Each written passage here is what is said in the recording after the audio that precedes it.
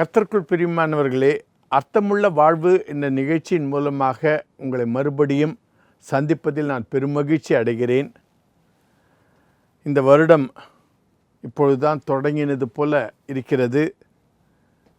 அதிவிரைவாக சென்று கொண்டிருக்கிறது. கடந்த சில வாரங்களாக நாம் தேவனுடைய எதிர்பார்ப்பு மனிதனிடத்தில் என்ன என்பதை குறித்து தியானித்து வருகிறோம். நாம் சிறு பிள்ளைகளாக இருக்கும்போது நம் தகப்பனாரிடம் பலவற்றை எதிர்பார்த்தோம். ஆனால் போக போகத்தான் தெரிந்தது தகப்பனாரும் நம்மிடத்தில் எவ்வளவோ எதிர்பார்க்கிறார் என்று. முக்கியமாக உலக தகப்பனார் நாம் நன்றாக படித்து நம்முடைய காலில் நாம் நிற்க வேண்டும் என்பது அவருடைய வாஞ்சை. அதே போல நாமும் நம்முடைய பரம தகப்பனிடத்திலே பலவற்றை வாஞ்சிக்கக்கூடும். ஆனாலும் தேவன் நம்மிடத்தில் என்ன எதிர்பார்க்கிறார் என்பதை குறித்து நாம் தியானித்து அதை நாம் சந்திப்போமானால், எதற்காக நம்ம இந்த உலகத்தில் கொண்டு வருகிறாரோ அதை நாம் நேர்த்தியாக செய்து முடிக்க அது உதவியாக இருக்கும். முக்கியமாக ஆண்டவர் எதிர்பார்ப்பது விசுவாசம். எபிரேயர் 11வது அதிகாரம் 1 மற்றும் 2வது வசனங்களிலே இப்படியாக நமக்கு எழுதப்பட்டுள்ளது. விசுவாசமானது நம்பப்படுகிறவைகளின் உறுதியும் காணப்படாதவைகளின் நிச்சயமாய் இருக்கிறது. நம்புகிறோம், உறுதியாக நம்புகிறோம். ஆனால் காண்கிறோமா என்றால் காண்பதில்லை. காணப்படாதவைகளின் நிச்சயமாய் இருக்கிறது. காணப்படவில்லை, ஆனாலும் விசுவாசிக்கிறோம், ஆனாலும் நம்புகிறோம். இப்படிப்பட்டவைகளை நம்மிடத்தில் வளர்க்கத்தான் ஆண்டவர் இந்த பூமியிலே நம்மை கொண்டு வருகிறார். அது எபிரேயர் 11வது அதிகாரம் 6வது வசனத்திலே இப்படியாக நமக்கு எழுதப்பட்டுள்ளது. விசுவாசம் இல்லாமல் தேவனுக்கு பிரியமாய் இருப்பது கூடாத காரியம். தேவனுக்கு பிரியமாக இருக்க வேண்டும் என்றால் விசுவாசம் தேவை. ஏனென்றால் தேவனிடத்தில் சேருகிறவன் அவர் உண்டென்றும் அவர் தம்மை தேடுகிறவர்களுக்கு பலன் அளிக்கிறார் என்றும் விசுவாசிக்க வேண்டும். என்ன விசுவாசிக்க வேண்டும்? அவர் உண்டென்றும். கடவுள் இல்லை என்றால் இந்த பிரபஞ்சம் இருக்காது, அண்ட சராசரங்கள் இருக்காது. மனிதர்கள் ஒரு பொருளை வைத்து ஒரு பொருளை உருவாக்கக்கூடும். ஆனால் இறைவனால் மட்டும்தான் ஒன்றும் இல்லாத நிலையிலிருந்து அண்ட சராசரங்களை வார்த்தையினாலே உருவாக்கக்கூடும். அதை நாம் விசுவாசிக்க வேண்டும். அவர் உண்டென்று விசுவாசிக்க வேண்டும். அவர் தம்மை தேடுகிறவர்களுக்கு பலன் அளிக்கிறவராய் இருக்கிறார் என்பதையும் விசுவாசிக்க வேண்டும். தேடுவது என்றால் என்ன? நாம் தேடுகிறோம். அன்றன்றுள்ள அப்பத்தை எங்களுக்கு தாரும் என்று பரமண்டலங்களில் இருக்கிற எங்கள் பிதாவே என்ற ஜெபத்தை நமக்கு ஆண்டவர் சொல்லிக் கொடுத்த போது தேடுவது அப்பமாக இருக்கிறது. ஆனாலும் ஆண்டவர் அதற்கு மேலாக நம்மிடத்தில் என்ன தேட வேண்டும் என்று வாஞ்சிக்கிறார் என்று பார்க்கும்போது, அவருடைய குணாதிசயங்களை தேடுங்கள்.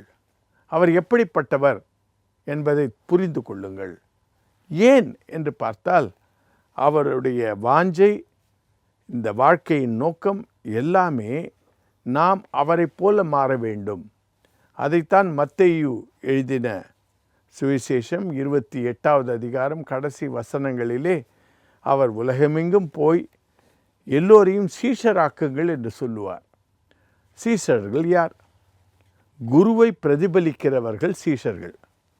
அப்பொழுது நாம் அவரை பிரதிபலிக்க வேண்டும் என்றால், அவரை பற்றி நாம் தெரிந்து கொள்ளாவிட்டால் எப்படி நாம் பிரதிபலிப்போம்?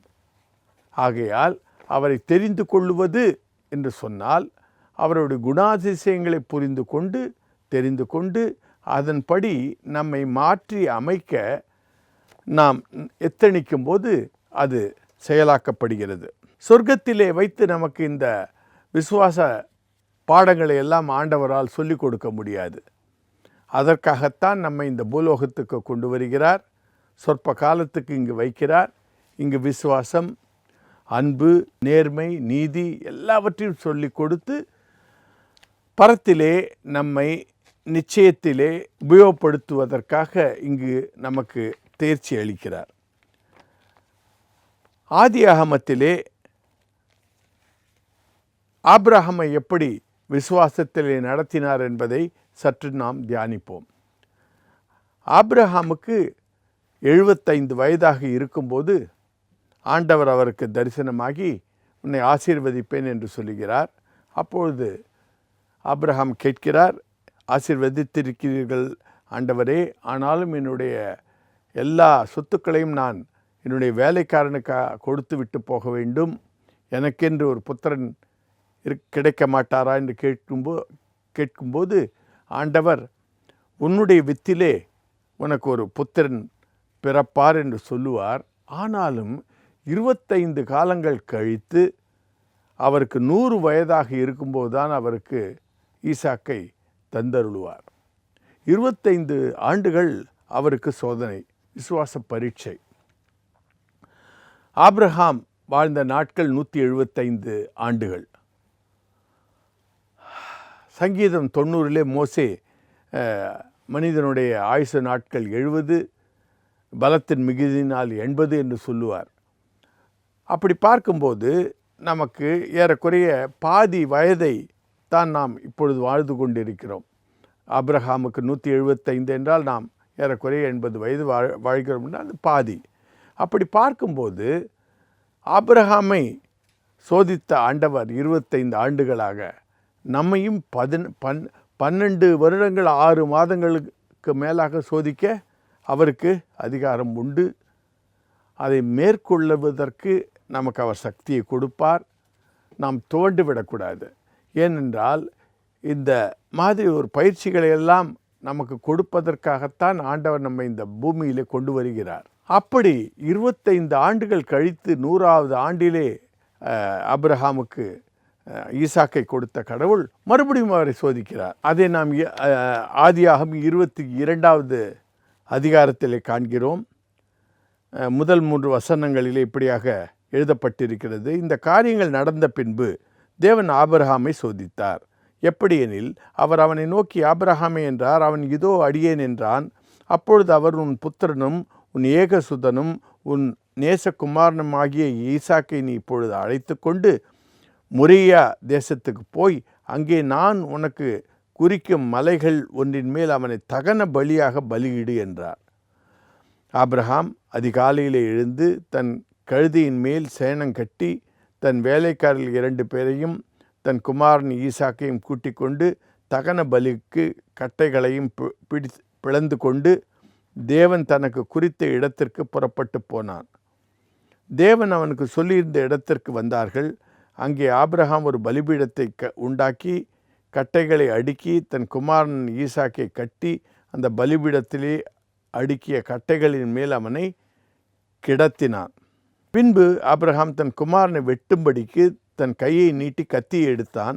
அப்பொழுது கர்த்தருடைய தூதனானவர் வானத்திலிருந்து ஆபிரகாமே ஆபிரகாமே என்று கூப்பிட்டார். அவன் இதோ அடியேன் என்றான்.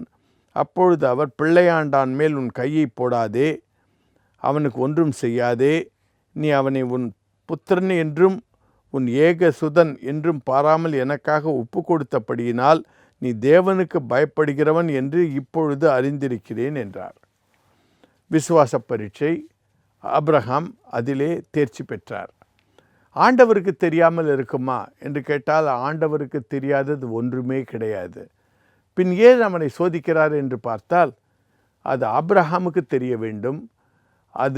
அவர் அதிலே தேர்ச்சி பெற்ற பிறகு ஆபிரகாமை ஆசீர்வதிக்க வேண்டும். இதுதான் தேவனுடைய திட்டம். இதை நாம் எங்கே காண்கிறோம் என்றால் ஆதியாகமம் அதே அதிகாரம் 22 15வது வசனத்திலிருந்து இப்படியாக எழுதப்பட்டிருக்கிறது. கர்த்தருடைய தூதனானவர் 2ஆம் தரம் வானத்திலிருந்து ஆபிரகாமை கூப்பிட்டு, நீ உன் புத்திரன் என்றும் உன் ஏகசுதன் என்றும் பாராமல் அவனை ஒப்பு கொடுத்த இந்த காரியத்தை செய்தபடியால் நான் உன்னை ஆசீர்வதிக்கவே ஆசீர்வதித்து உன் சந்ததியை வானத்து நட்சத்திரங்களைப் போலவும் கடற்கரை மணலைப் போலவும் பெருகவே பெருக பண்ணுவேன் என்றும் உன் சந்ததியார் தங்கள் சத்துருக்களின் வாசல்களை சுதந்திரித்துக் கொள்வார்கள் என்றும் நீ என் சொல்லுக்கு கீழ்ப்படிந்தபடியினால் உன் சந்ததிக்குள் பூமியில் உள்ள சகல ஜாதிகளும் ஆசீர்வதிக்கப்படும் என்றும் என் பேரில் ஆணையிட்டேன் என்று கர்த்தர் சொல்லுகிறார் என்றார். கர்த்தருடைய பிள்ளைகளே, ஆண்டவர் ஆபிரகாமை ஆசீர்வதிப்பதற்காகவே அவருக்கு ஒரு விசுவாச பரீட்சை கொடுக்கிறார். அதில் அவர் தேர்ச்சி பெற்ற பிறகு அன்று அவருக்கு இருந்த ஒரு பிள்ளை ஈசாக்கு, ஒரே ஒரு பிள்ளை. ஆனாலும் அவர் சொல்லுகிறார், மணல் அத்தனையாக உனக்கு ஒரு சந்ததியை உண்டாக்குவேன், நட்சத்திரங்களைப் போல உண்டாக்குவேன், அவர்கள் உன் எதிரிகளை மேற்கொள்ளுவார்கள், அவர்கள் மூலமாக இந்த உலகத்தையே நான் ரட்சிப்பேன் என்ற ஒரு பெரிய வாக்குறுதியை ஆபிரகாமுக்கு கொடுக்கிறார். இன்று நாம் ஆசீர்வதிக்கப்பட்டிருக்கிறோம் என்றால் அதற்கு காரணம் ஆபிரகாமின் விசுவாசம், அவருடைய கீழ்ப்படிதல். அதே போல நம்முடைய சந்ததியார் ஆசீர்வதிக்கப்பட வேண்டுமென்றால் நாம் கீழ்ப்படிய வேண்டும், விசுவாச பரீட்சையிலே ஜெயிக்க வேண்டும்.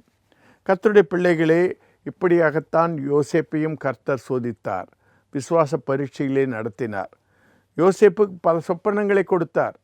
அவர் தன்னுடைய எல்லா சகோதரர்களுக்கு மேலாக இருப்பார், ஏன் தாய் தகப்பனுக்கு மேலாக கூட இருப்பார், எல்லோரும் அவர்களை வணங்குவார்கள் என்றால்தான் அவருக்கு சொப்பனம் வந்தது. ஆனால் நடந்தது என்னவென்றால், சகோதரர்கள் அவரை பிடித்து அடிமையாக விற்று விடுவார்கள். யோசேப்பினுடைய 17வது வயதிலே அவன் அடிமையாக விற்கப்படுவான்.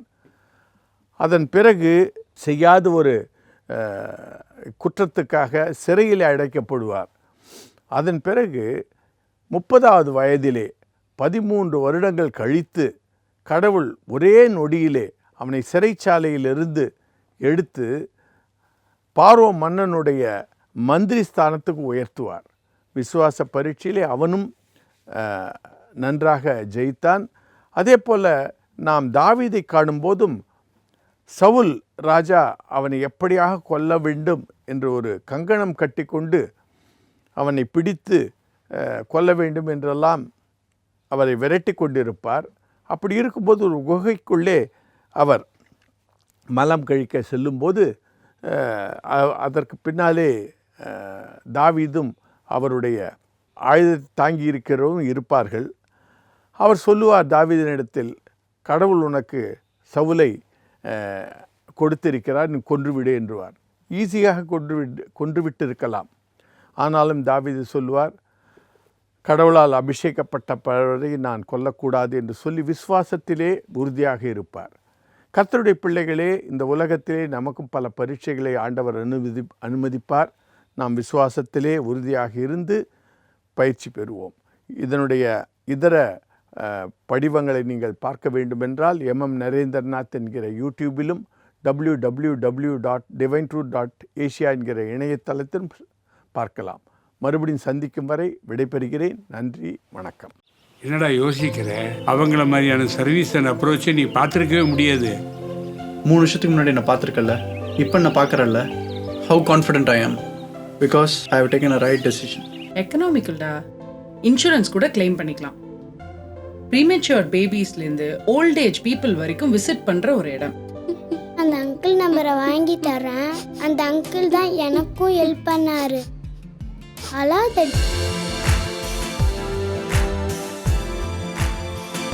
எல்லா பேஷண்ட்ஸுக்கும் பர்சனல் கேர் தராங்க. 30 years of proven medical records. All eye care treatment under one roof. அதான் ஆர்கே ஐ சென்டரோட ஸ்பெஷாலிட்டி.